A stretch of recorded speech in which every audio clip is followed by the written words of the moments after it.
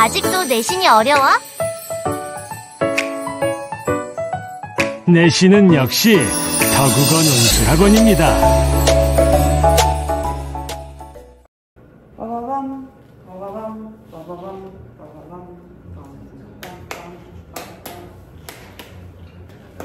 자, 오늘 재원이 생일이 있었죠. 함께 마음으로 축하해줘. 어떡하라고. 자, 마음으로 함께 축하해주시고, 마음 아프지만 선생님이 쓴 거니까 그냥 시원하게 지워버릴게요. 같이 꾸며준 다현이 그리고 해당 선생님 너무너무 감사합니다. 안녕하세요. 오늘 생일 축하해준다고 나가셨어. 나도 지금 호흡이 지금 어떤 상황인지 모르겠는 시험을 중요하니까요. 자, 수업을 잠깐 나가도록 하겠습니다. 핀 빌려줘.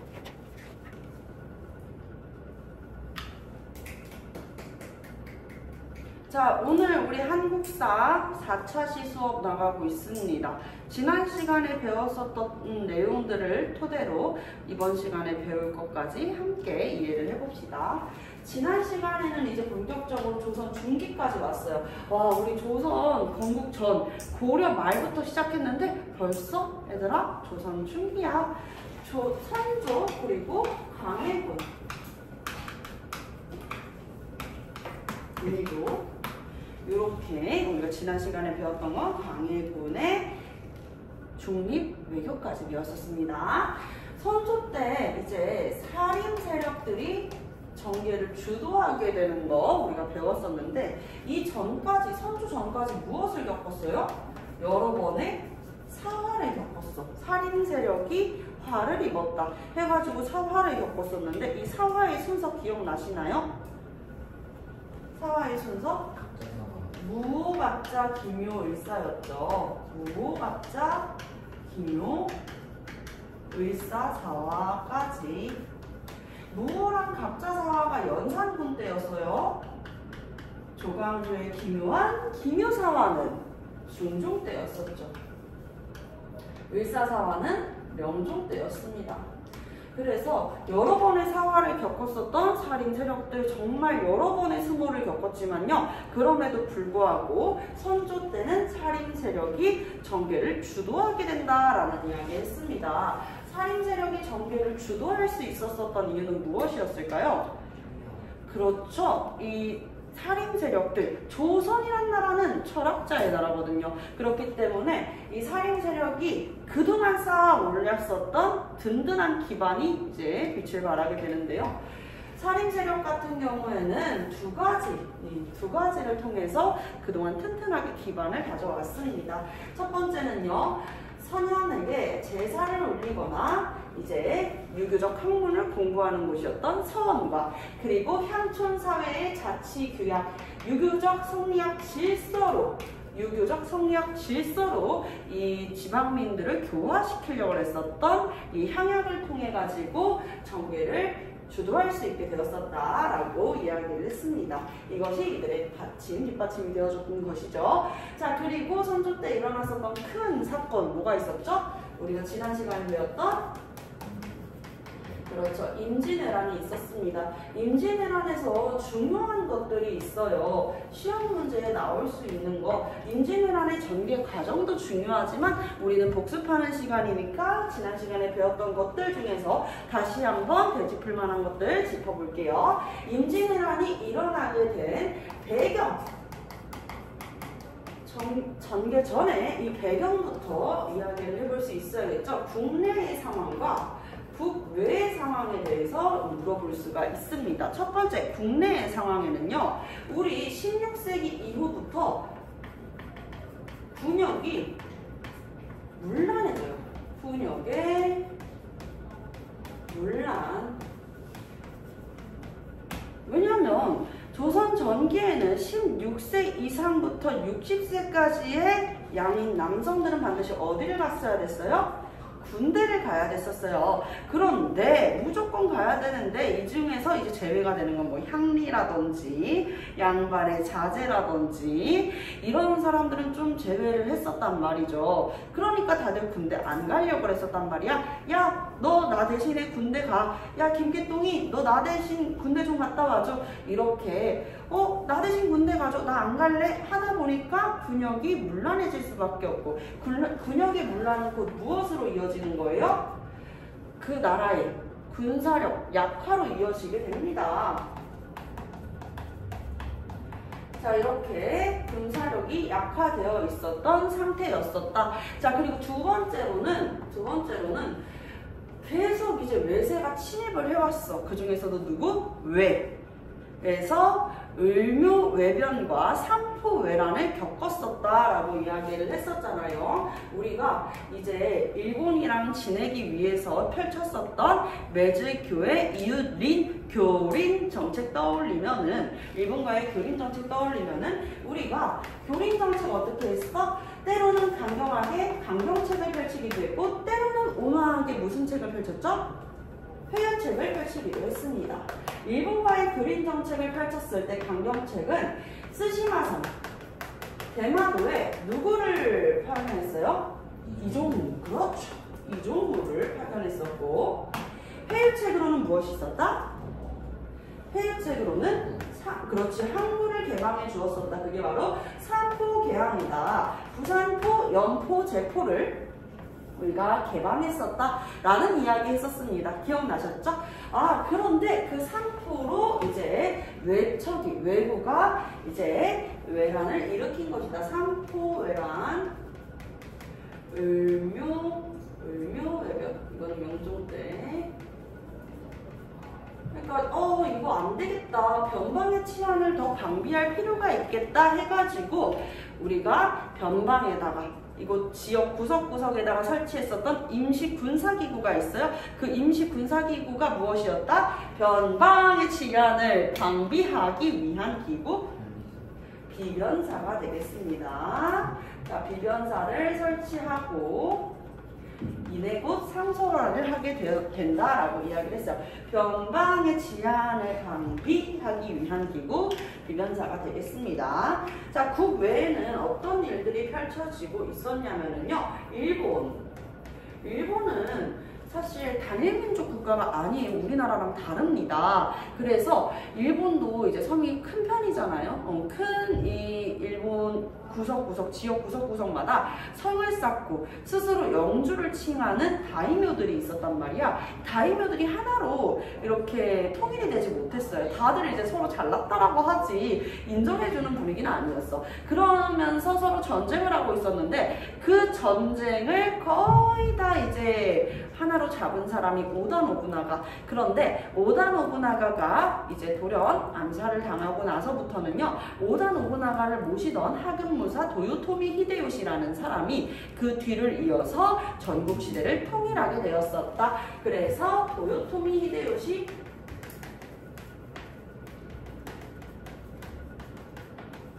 전국시대를 통일했다. 근데 전국시대를 통일하고 나서도 지방 세력들이, 다이묘들이 도요토미 히데요시를 인정하지 않는 분위기도 있었고요. 아직 이끌어 넘치는 에너지를 그냥 이제 식어지지가 않는 거야. 그래서 이 에너지를 어디로 돌린 거야? 명나라로 돌린 거지. 그래서 우리가 대륙으로 가자, 명을 치러 가자, 이렇게 이야기를 하게 되면서 명나라를 가기 위해서 일본은 어디를 거쳐야 돼요? 어디를 거쳐야 돼? 그렇지, 조선을 거쳐야 된단 말이야. 그래서 조선한테 이제 조선아, 우리 명나라 측에 길을 비켜라 라고 이야기하는 게 무엇이었다? 정명가도였었다. 그래서 우리나라의 정명가도를 요구하게 되었었다. 조선의 정명가도 요구. 정명가도는 그대로 뜻이 있어요. 정벌하겠다. 어디를? 명나라를. 그러니까 어떻게 해달라? 길을 비켜달라 라고 이야기를 한 것이지요. 이해되셨죠? 어렵지 않습니다. 자, 그리고 두 번째 같이 한번 볼게요. 임진왜란에서 또 시험 문제에 나올 수 있는 것은 이제 수군과 의병의 활약이 되겠습니다. 이것은 선생님이 딱 정리를 해드릴게요. 임진왜란 3대 대첩 뭐죠? 네, 말씀하세요. 명량. 오, 임진왜란 3대 대첩은요, 이순신 장군의 한산도 대첩과, 그리고 노량. 이순신 장군의 이제 3대 대첩이라고도 하지요. 우리 이순신 장군님께서 수군으로서 정말 많은 활약을 하시고, 그치? 임진왜란 당시에 이순신 장군님의 활약이 없었다면 상상도 하기 싫지만, 우리 시험에서 나올 수 있는 이 활약 같은 경우에는 세 가지로 정리를 해볼 수가 있어요. 이순신 장군의 한산도 대첩과, 그리고 김시민의 진주성 전투, 그리고 권율의 행주산성에서 행주대첩, 이렇게 세 가지 기억해 주시면 되겠습니다. 자, 세 번째는요, 바로 잠깐 스탑! 우리 전쟁 왜 하지? 하면서 일본과 명나라가 서로 이제 전쟁 잠깐 스탑하자, 우리 얘기 좀 하자라고 한단 말이야. 그거 휴전이에요, 휴전. 자, 임진왜란에서 이제 휴전 중 우리의 이제 군열 정비, 그리고 시험 문제 잘 나올 수 있죠. 그래서 우리는 휴전 중에 우리의 군사를 정비할 필요를 느끼게 되어서 강력한 직업 군인을, 이렇게 직업 군인 제도를 자리 잡게 하는데, 그것이 바로 훈련도감이라고 하는 직업 군인이었었다. 훈련도감이라고 볼 수 있겠습니다. 훈련도감. 네 번째 볼게요. 네 번째는요, 임진왜란이 일어나고 나서, 임진왜란 이후에,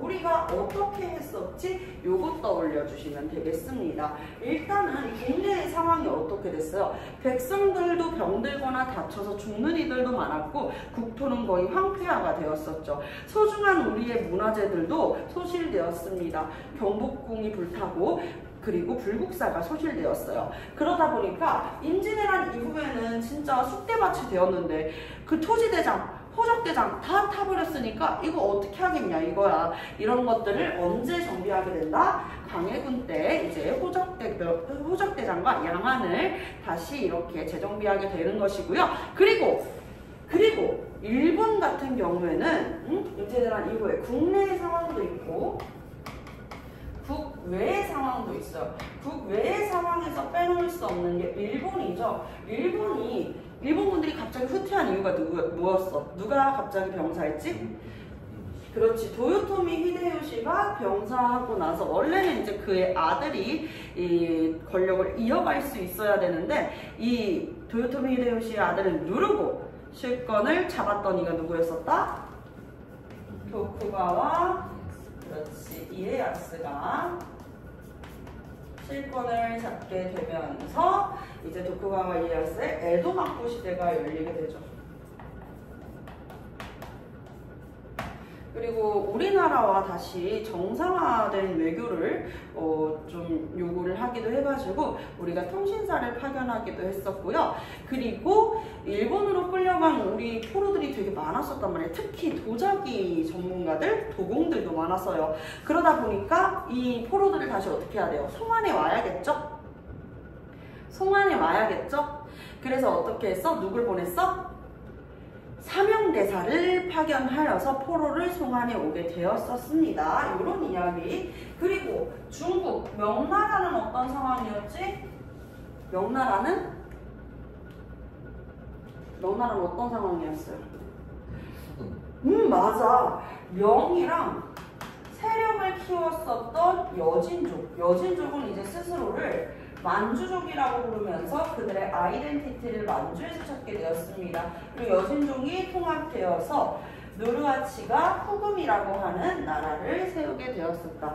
그리고 두 나라는 대립하는 양상을 띠게 되었다. 근데 명나라는 이미 임진왜란으로 인해서, 임진왜란 때 무리한 원군 파병으로 인해 가지고 임진왜란 이후 국방력이 약화되었다.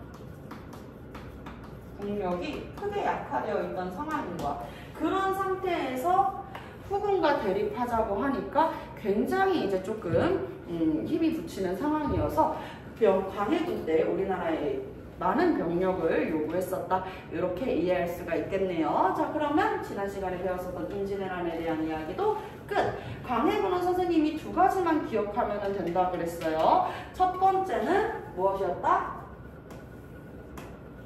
임진왜란이 끝났잖아요. 그래서 끝났으니까 어떻게 하겠냐라는 거야. 대내 정책이죠. 이 임진왜란 끝나고 났으니 우리나라의 국토 황폐화되어 있고 백성들도 아프고 이거 최대한 어떻게 해야 돼? 회복해야 될 거 아니에요. 그래서 전후 상태를 회복하기 위한 대내 정책. 대내 정책 기억해 주시면 되겠습니다. 일단 백성들, 아픈 사람들이 너무 많았지. 그래서 누구를 지원해가지고 이것을 완성했어요? 허준이라는 인물을 지원해가지고 동의보감을 완성했습니다. 그래서 동의보감 완성이 되었었다. 이런 것들 기억해 주시면 되겠고, 그리고 이제 토지대장 양안이랑 토적대장 재정비했고요. 마지막 경기도를 중심으로 무엇을 실시했다? 박람회 폐단을 시정하기 위한 대동법을 시행하였다. 대동단결. 앞으로는 토산물로 그렇게 산지에서 말도 안 되게 전복 내라 그딴 얘기하지 말고 대동 단결 쌀이나 동전 배 옷감으로 거두겠다 라고 이야기했었던 대동법. 경기도를 중심으로 경기 지역을 중심으로 시작했고요. 이 대동법은 100년이 지나고 나서 전국적으로 시행되게 되는 것입니다. 자, 그리고 두 번째 광해군의 업적 두 번째 요거 기억해 주셔야겠죠.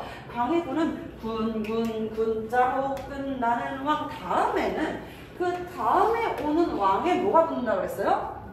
반정이 붙는다고 이야기를 했어요. 그쵸? 그러다 보니까 광해군은 끝까지 왕에 있었던 게 아니네. 왕자의 직위로 내려왔네. 그 이유가 무엇이었냐는 거야. 그 이유가 무엇이었다? 두 가지 이유가 있었다. 첫 번째는요.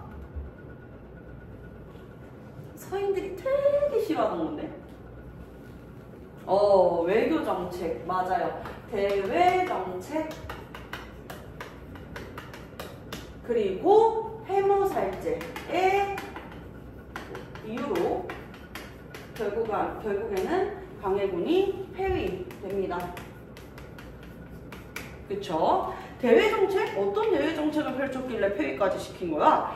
광해군은 이런 상태에서 명과 후금이 대립하는 상황에서 명나라에서는 우리나라한테 계속 원병을 요청했단 말이죠. 그때 광해군은 이 강홍립이라는 인물에게 밀명을 내립니다. 도안은 주는데 너무 명나라 장수의 말을 들을 필요는 없어 라고 이야기를 한단 말이야. 최선을 다할 필요가 없다라는 거죠. 그래서 조명연합군이 사르후 전투에서 이 후금 여진 세력한테 패배를 하고 나서는 조선군이 항복을 하게 됩니다. 그리고 돌아와요. 그리고 나서도 계속 명나라에서 원병을 더 요청을 하게 되었지만 우리는 적절하게 거절을 하면서 이렇게 명과 후금 사이에서 유연한 중립 외교를 했다라고 이야기를 했습니다. 유연한 중립 외교. 그러면 명과 후금 사이에서 실리를 위한 중립 외교를 시행하다 보니 이게 마음에 안 들었었던 사람들이 있었다는 거지. 자, 선조 때 살인 세력이 두 파로 나뉘어진다고 그랬어요. 자, 서인이 있고 동인이 있는데 나중에는 이 동인이 북인과 남인으로 나뉘어진다라고 했었죠. 그 중에서도 이 남명조식 선생님의 이 철학, 가치관의 토대로 남명조식 선생님이 뭐라고 이야기해서 칼을 찬 성비, 늘 칼과 방울을 들고 다니면서 실천, 그러니까 행동까지도 머리에 지식을 넣는 것만 중요한 게 아니야. 실천이 중요해 라고 말씀하셨던 남명조식 선생님의 가르침 그대로 이 실천을 강조했었던 북인 세력들은요, 임진왜란 당시에 의병으로 많은 활약을 했었습니다. 그쵸? 의병으로 활약을 해가지고 북인 세력들은 광해를 지지를 했었어요. 그런데 이 광해군이 조금 휘청거리게 되면서 이 북인 세력들 결국에는 같이 축출이 되었거든요. 이 당시에 중립외교를 반대했었던 사람들이 누구였냐? 특히 서인 세력들이었어. 서인은 무엇이라고 이야기를 했냐면, 잘 들어봐요. 친하게 지내자는 거야. 누구한테? 명나라한테. 왜? 명나라는 우리에게 아버지 같은 4대 관계이고 임진왜란 같이 큰 전쟁에서 아낌없이 원병을 파병해준 고마운 나라니까 우리가 최대한 예의를 갖춰야 된다라고 주장을 하였고, 그리고 더불어가지고 배척해야 된다라는 거예요. 어디를? 금나라를. 배척하자, 금나라를 이라고 주장을 했었던 게 바로 서인 세력이었습니다. 그래서 서인 세력은 이게 말이 안 되는 거거든. 중립외교? 아니 실리가 지금 중요해? 우리는 명나라에 대한 의리, 명분이 더 중요해 라고 이야기를 해가지고 요때 이제 조금 파가 나뉘었다가, 그리고 활용정정, 폐무살제, 폐위시켰다라는 거죠. 누구를? 엄마를. 광해군의 친엄마는 아니겠죠. 광해군이 이미 출신 자체가 어떻게 돼? 후궁의 둘째 아들이었었잖아. 그래서 이 광해군한테 출신이라는 게 내가 왕비와 왕 사이에서 태어난 아들이 아니다 보니까, 아무래도 후궁의 둘째 아들이다 보니까 그런 부분들이 좀 아킬레스건이었었는데, 선조는요 그래서인지 이제 왕비 사이에서 아들을 더 낳으려고 했었다. 그래서 광해군보다도 어린 19살, 그때 선조 나이가 50이 넘었는데 19살에 새아내를 드리게 됩니다. 계비라고 하죠. 그 계비가 누구였었던 거야? 그렇죠. 인목대비가 되겠습니다. 자, 인목대비를 폐위시키고 인목대비가 낳았었던 아들 누구죠? 아들 누구였었죠? 국왕님. 오, 아들은 바로 영창대군이었어요. 영창대군까지 영창대군까지 증살하게 되면서 형제를 살해하고 엄마를 폐위시켰다라고 이야기를 하게 되는 것이죠. 이거는 폐위가 충분한 명분이다 라고 이야기를 하며 결국에는 이 광해군은 어떻게 됐다? 폐위되었다. 그리고 광해군의 폐위와 이 인조반정을 주도했었던 이들이 있었는데, 인조반정을 주도한 이들이 바로 서인 세력이었다까지가 지난 시간에 배웠었던 내용이 되겠습니다. 아시겠죠? 바로 볼 거예요? 아니면? 네. 이어가지고 같이 한번 나가보도록 할게요. 그래서 여기까지 했었는데 인조 때도 마찬가지로 우리나라가 혼란해지는 위기 상황이 닥쳐오게 된다는 것이죠. 한번 같이 봐보도록 할까요? 인조 때 인조의 든든한 지지 세력은 누구였었어? 서인 세력이었겠지, 그치? 서인이 정계를 주도하고 남인이 참여하는 양상을 띠고 있었던 상황이었습니다. 자, 이러한 상황에서 당시 인조도 마찬가지로 친명배금 정책을 토대로 외교 정책을 시행해 나가게 되는데, 인조 때 일어난 사건, 커다란 사건 3가지 정도 기억하면 돼요. 첫 번째, 두 번째, 세 번째. 첫 번째는 무엇이냐면요, 이괄해난입니다. 이괄해난, 이괄이 뭐예요? 사람 이름이에요. 이괄이라는 사람은 인조를 반정으로 왕위에 앉히기 위해서 굉장히 부단한 노력을 했었는데요. 1등 공신은 다른 당성일 줄 알았는데 이괄이 결국에는 2등 공신에 그치고 만 것입니다. 이에 이괄은요 분노케 돼요. 사실 더 깊게 들어가면 이괄이 화가 난 이유도 우리가 어느 정도 이해가 됩니다. 왜냐하면 이괄이 진짜 인조를 왕위에 앉히려고 막 기를 쓰고 안간힘을 다 썼는데 막 유배당하다시피, 유배는 아니었지만 막 먼 지역으로 갑자기 이제 발령이 된다든지 평안도로 간단 말이야. 그런 것들이 이제 이거는 받아들일 수 없었던 거지. 그래서 2등 공신에 그치고 말았었던 이괄이 어떻게 하게 된다? 반란을 일으키게 된다. 이 이괄의 난. 그래서 이 이괄의 난과 플러스 너네 정변 일어났어? 야, 너네 큰일 났네. 이렇게 분기 일어나고 난 일어나면 안 돼. 거기에다 플러스, 근데 조선 광해랑 나는 나쁘지 않았었는데 갑자기 무슨 일이야? 하고 알아보니까 광해군이 폐위됐대. 이게 후금 입장에서는 왜? 라고 물어보니까 너네랑 친하게 지내가지고 폐위됐다는데? 이거 들리는 거야. 그래서 어떻게 해요? 광해군의 복수를 명분 삼아서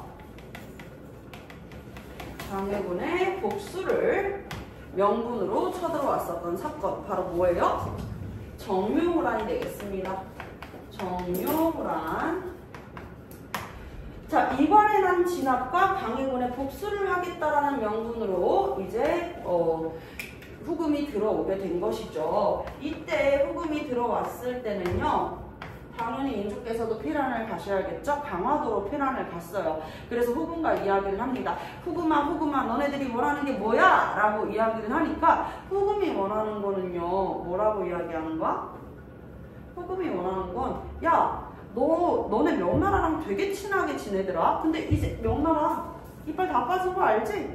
그러니까 우리를 아버지로 섬겨라고 이야기를 했어. 근데 우리 입장에서는 이미 명나라를 아버지로 섬기고 있는데, 그런 상황에서 후금까지 아버지로 섬기면 우리 아버지가 돼? 그건 좀 아닌 것 같아.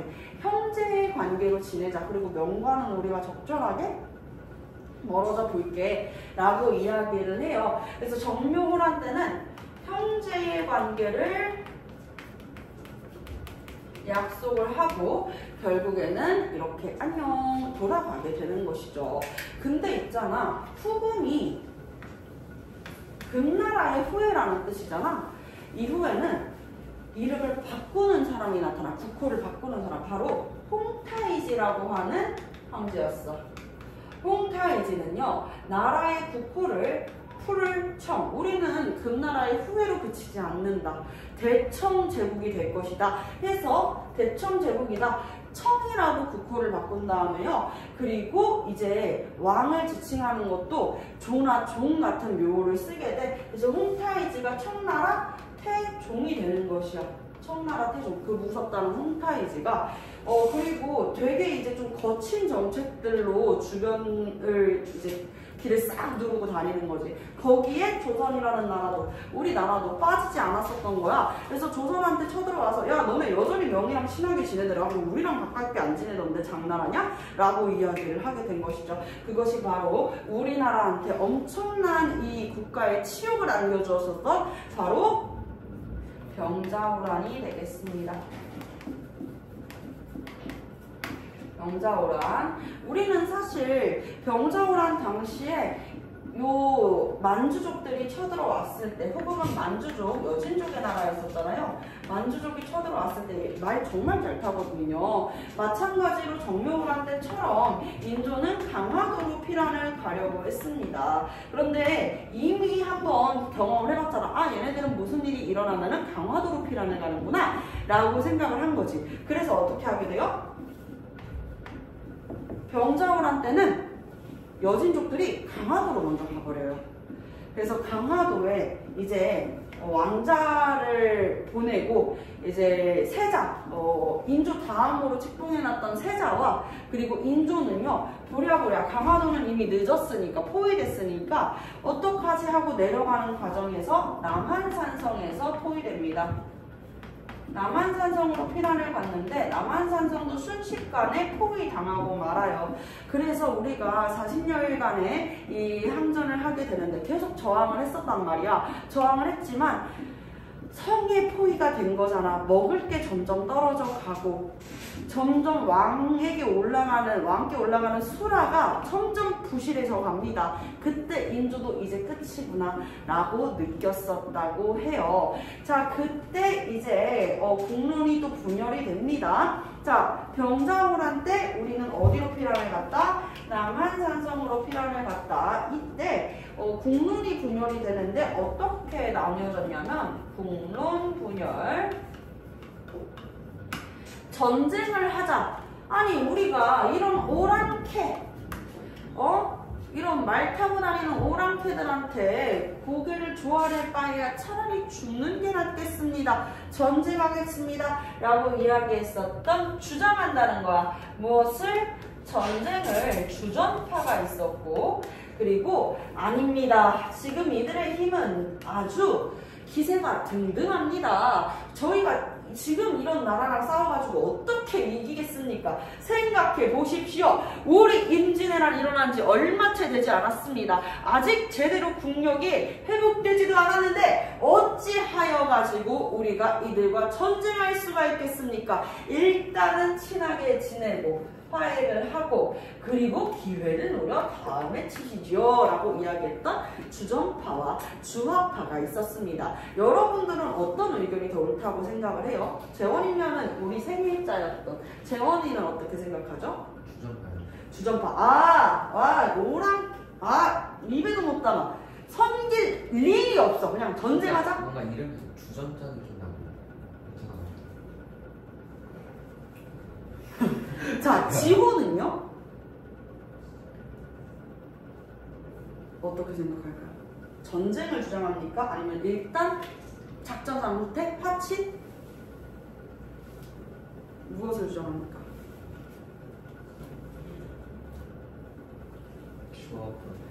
주화파. 일단 시기상조다. 지금 당장 친하게 지낼 수만, 지금 당장 우리가 굽히고 들어가야 된다. 어쨌든요, 지금 주화파, 주전파 한 명 한 명씩 의견이 나왔잖아요. 선생님은 그렇게 생각을 해요. 주화파도 주전파도 결국에는 조선을 위한 일 아니겠습니까? 이들의 의견은 달랐지만 이 모두 조선을 위한 일이었다라고 생각을 합니다. 대표적인 주전파에는요, 김상헌이라는 인물이 있었고, 그리고 주화파에는 최명길이라는 인물이 있었습니다. 근데 처음에는 당연히 좀 주전파 쪽이 더 세력이 강했었어요. 그럼 우리가 이런 오랑캐들한테 고개를 숙일 일이 뭐가 있겠나. 그런데 이제 남한산성에 고립되어 있는 시간이 지속되어 가면서부터는 주화파의 의견으로 많이 쏠리게 되었습니다. 임금의 수라에 올라올 고기가 없고 나물도 없고 쌀도 없고, 그리고 백성들의 곡소리가 들려오고, 이제는 진짜 안 되겠구나 라는 생각이 들은 거죠. 그래서 결국에는 최명길 쪽으로 이제 주화론 쪽으로 이렇게 기울어가고 있었을 때 김상헌이 잠깐! 이렇게 이야기를 하게 돼요. 정말 인 좋게 직설적으로 이야기를 합니다. 아니, 저는요, 금나라를 섬기는 임금을 섬길 마음이 없습니다. 우리가 어찌 여신족한테 고개를 숙인단 말입니까? 있을 수 없는 일입니다. 라고 이야기를 하면서 김상현이 차라리 자결하겠습니다. 라고까지 이야기를 해요. 차라리 제가 죽겠습니다. 라고 이야기를 했는데 최명길이 여기에서 명언을 날리죠. 죽어. 너 하나 때문에 지금 우리의 이 전쟁이 끝나지 않아.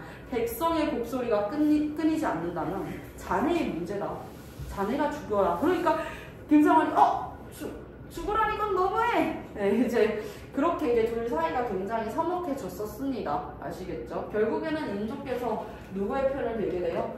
주화론 쪽으로 이제 입장을 기울이게 되면서 우리에게 씻지 못할 지옥, 바로 그 국치 무엇입니까? 삼전도의 부력이 삼전도에서 청나라 황제였었던 훈타이지에게 우리가 결국에는 죄송합니다 라고 이야기를 하면서 머리를 조아리게 되는 삼배구고들의 이 예를 갖추게 되면서 결국에는 전쟁이 끝이 나게 됩니다. 이 전쟁에서는요, 단순하게 정묘호란 때처럼 형제의 관계를 요구하는 데 그치지 않았습니다. 우리나라에게 군주와 신하의 관계가 되는 군신 관계를 요구했어요. 군신 관계를 요구했다. 아시겠죠? 결국에는 우리가 이 군신 관계를 생각하게 되면서 이제부터 청나라와는 군신 관계가 된 것입니다. 4대 관계 아시겠죠? 자, 그리고 하나 더. 군신관계에 그치는 게 아니라 조선에 있는 많은 사람들을 포로로 청나라로 이제 데리고 갔었는데요. 조선의 왕자들, 왕의 아들인 왕자, 그리고 신하, 조선의 신하, 조선의 백성들까지 모두 청의 포로로 끌려갔습니다. 그래서 이때 끌려갔었던 왕자 중에는 심지어 세자도 있었죠. 수현세자와 복림대군이 청나라에 포로로 끌려갔었고, 주전론과 주화론을 이야기했었던 김상현과 최명길 모두 신하의 이름으로 청나라에 끌려갔습니다. 그리고 백성들도 조선의 백성들, 이 일반인들, 민간인이라고 표현하잖아요. 여성, 남성 할 것 없이 다 끌려갔죠. 그런데 주로 이제 전쟁이 일어나게 되면은 포로로 힘이 약한 여성들이 많이 끌려갑니다. 이때 당시에 청나라에 포로로 끌려갔었던 여성들, 극진한 대우를 받았을 리 없죠. 당연히 포로로 끌려갔는데. 어서 오십시오. 청나라입니다. 저희 나라 처음 오셨죠? 열로 와보세요. 막 하면서 뭐 관광 가는 거야? 아니잖아. 그치? 온갖 수모를 당하고, 그리고 나서 본국으로, 조선으로 돌아오게 되었는데, 조선에서는 되려 이 부녀자가 정절이 아주 더럽게 됐다는 이유로 그냥 집에서 내쫓아버리는, 그 청나라에서 온갖 수모를 당하고 돌아온 여성들에게 그런 이제 혹독한 문전박대를 했었던 것들이 오늘날의 어휘로도 많이 남아있어요. 귀환할 때 환, 고향할 때 향, 여성 여자를 써서 환양녀를, 정절이 문란한 여성을 일컬을 때 환양년이라고 하는 욕설로 쓰고 있는 것이죠. 이런 건 우리의 아픈 역사를 낮추고, 그리고 그 피해를 입었었던 여성들에 대한 또 한 번의 이런 슬픔을 정말 불쏘시개로 찌르는 행위와 다름없기 때문에 이런 언어들은 우리가 오늘날부터도 쓰지 않는 것이 좋겠죠? 그렇죠? 가슴 아픈 이야기입니다. 그런데 이거는 백성들만 가슴 아팠던 게 아니라 신하들도 마찬가지, 조선을 위해서 이야기를 했었던 것인데 그 의견이 분분하게 나뉘고 서로를 죽이네 살리네 이야기를 했다가 결국 청나라에서 김상현과 최명길이 화해를 하게 됩니다. 자네, 내가 자네한테 이야기를 했었던 것이 어떤 뜻인지 알 거네. 우리는 조선을 위해서 이야기를 한 거야. 두 사람은 화해를 하게 되고요. 왕자였었던 수현세자와 복림대군, 심지어는 조선으로 귀국하고 나서 수현세자는 시름시름 앓다가 결국 세상을 떠나게 됩니다. 그래서 그 다음에 왕은요, 복림대군이었었던 효종이 왕위에 오르게 되는 것이죠. 효종은 아버지를 9번이나 이 청나라 황제에게 머리를 진짜 땅에 닿을 정도로 숙였잖아요. 그쵸? 이 찢을 수 없는 치욕, 수치를 주었던 청나라를 가만두지 않겠다면서 북쪽을 벌하겠다라고 하는 북벌론을 이야기했습니다.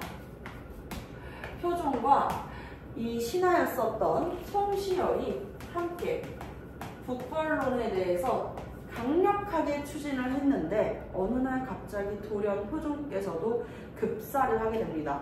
자, 청나라 치러 가자! 하고 돌아가신 거예요. 그렇기 때문에 이 북벌은요, 실행되지는 못했었다. 효종께서 돌아가시고 북벌이 실패로 끝이 나자 오히려 북쪽을 배우자라고 이야기하는 북학론이 대두되기도 했습니다. 아시겠죠? 자, 원래 이제 복림대군 같은 경우에는 대군이잖아. 왕자들은 군자로 끝나죠. 세자로 책봉이 돼야 세자가 되는데 대군으로 끝나고 말았어. 그런 이 복림대군이 왕위에 올라서 효종이 되었는데, 효종이 돌아가시고 나서 이 상복을 얼만큼 입을 것인가를 놓고 의견이 분분하게 갈리기도 했습니다. 우리가 그것을 예성논쟁이라고 하는데요. 여기까지 이야기를 하면서 뒤에 있는 문제 한번 풀어보도록 하겠습니다. 선생님, 재원이가 누구예요?